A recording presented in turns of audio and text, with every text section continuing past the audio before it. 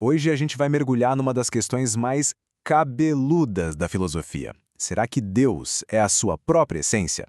Eu sei, parece uma coisa super abstrata, né? Mas a real é que essa ideia, quando a gente entende, meio que vira uma chave na nossa cabeça e muda o jeito como a gente enxerga a realidade. Para a gente começar, vamos trazer isso para nossa praia. Pensa aí, uma pessoa é a mesma coisa que ser uma pessoa? Fica meio óbvio que não, né? Eu sou eu, tenho minhas manias, minha história. Não sou só a definição de humanidade que está no dicionário. Existe uma diferença clara entre o indivíduo e a ideia. Pois é. E se para Deus essa diferença não existisse?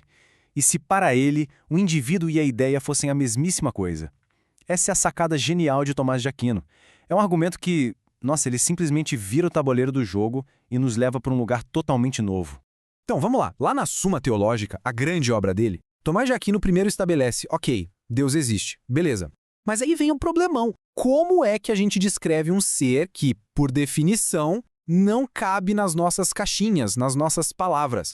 A solução dele é genial. Ele usa um método chamado via negativa. A melhor analogia é a do escultor. Um escultor não cria uma estátua adicionando coisas. Ele pega um bloco de mármore e tira tudo o que não é a estátua. É isso que Tomás de Aquino faz. Ele começa a esculpir a ideia de Deus tirando o que ele não é. Então, Deus não tem corpo, não é feito de partes, não está preso no tempo. Ok, para a gente conseguir acompanhar esse raciocínio, a gente precisa entender 3 palavrinhas-chave. São tipo as ferramentas básicas na caixa de ferramentas do Tomás de Aquino. Sem elas, a gente se perde. Então, vamos rapidinho definir cada uma. A primeira é essência. O que é isso? É basicamente o que de uma coisa. É aquilo que faz um gato ser um gato e não um cachorro. No exemplo que está aí, animal racional é a essência, a definição de um ser humano. É o manual de instruções da coisa. Beleza. A segunda ferramenta é suposto. Se a essência é a receita do bolo, o suposto é o bolo pronto ali na sua frente. Não é a humanidade em geral, é o Pedro, é o indivíduo de carne e osso que existe de verdade e que tem aquela essência. E por último, a simplicidade. E aqui, muito cuidado. Simples aqui não tem nada a ver com ser fácil de entender. É o contrário, na verdade. Simplicidade, nesse contexto, significa não ter partes. Pensa num carro. Ele é feito de motor, rodas, chassi, ele é composto. Um ser simples não. Ele é um todo único, sem emendas, indivisível. E agora vem uma parte muito legal do método dele. Em vez de sair defendendo a própria ideia com unhas e dentes, ele faz o contrário. Ele primeiro apresenta os melhores argumentos contra o que ele pensa. É tipo um debate onde ele mesmo faz o papel de advogado de acusação primeiro. Uma baita honestidade intelectual, né? Ele quer mostrar que levou a oposição a sério. A primeira objeção vem da própria Bíblia. Tem uma passagem que fala que Deus tem uma alma. Opa! Se Deus tem alma, isso já acende um alerta vermelho gigante para a ideia de simplicidade, certo? O raciocínio do opositor é bem direto. Se a Bíblia diz que Deus tem alma, e a gente entende que a alma é uma parte de um ser vivo, então Deus tem partes. E se tem partes, ele é composto, não é simples. Fim da linha. Se ele é composto, ele não pode ser idêntico à sua essência. A outra objeção vai na mesma linha, só que em vez de falar da alma, fala de partes do corpo. A lógica é a mesma, tá vendo? A Escritura fala do braço de Deus. Um braço é uma parte. Se Deus tem um braço, ele tem uma parte que não é a sua essência divina como um todo. Então, de novo, o indivíduo Deus seria algo maior, mais complexo do que a sua essência de divindade. Conclusão, ele não é simples. Ok, as objeções estão na mesa. O caso contra a simplicidade foi bem apresentado. E agora Tomás de Aquino entra em cena para dar a sua resposta.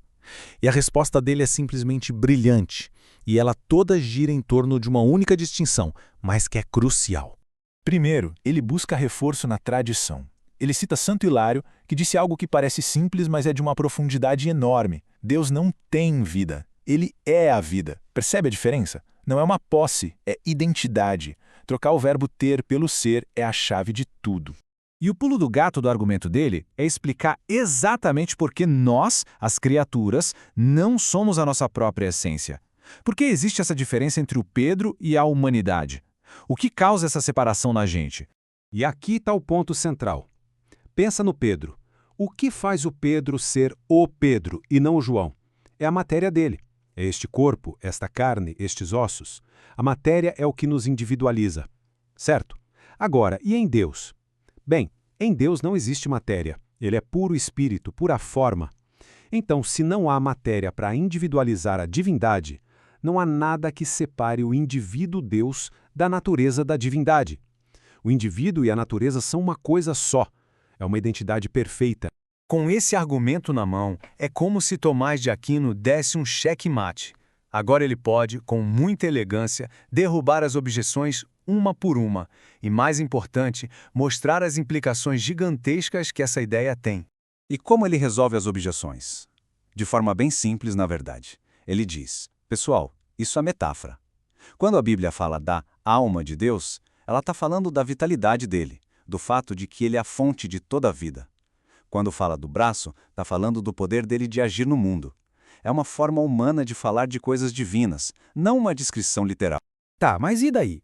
Pra que essa discussão toda? Bom, isso importa, e muito. Porque a ideia da simplicidade é a base para um monte de outras coisas. Ela garante a aciedade, ou seja, que Deus existe por si mesmo, não depende de nada. Garante a transcendência, que ele não é só um item a mais no catálogo do universo, mas a fonte de tudo. E garante a imutabilidade. Se ele é a sua própria bondade, ele não pode ficar mais ou menos bom. Ele é perfeição imutável. Mas claro, a história não acaba aqui. Achar que Tomás de Aquino deu a palavra final seria ingenuidade. Essa ideia dele gerou séculos de debate. Filósofos como Duns Scotus e, bem mais recentemente, Alvin Plantinga chegaram com novas objeções, novos desafios. Eles questionaram se essa simplicidade toda não acabaria transformando Deus numa ideia abstrata, sem vida. E esse debate, acredite, está rolando solto até hoje nos círculos filosóficos.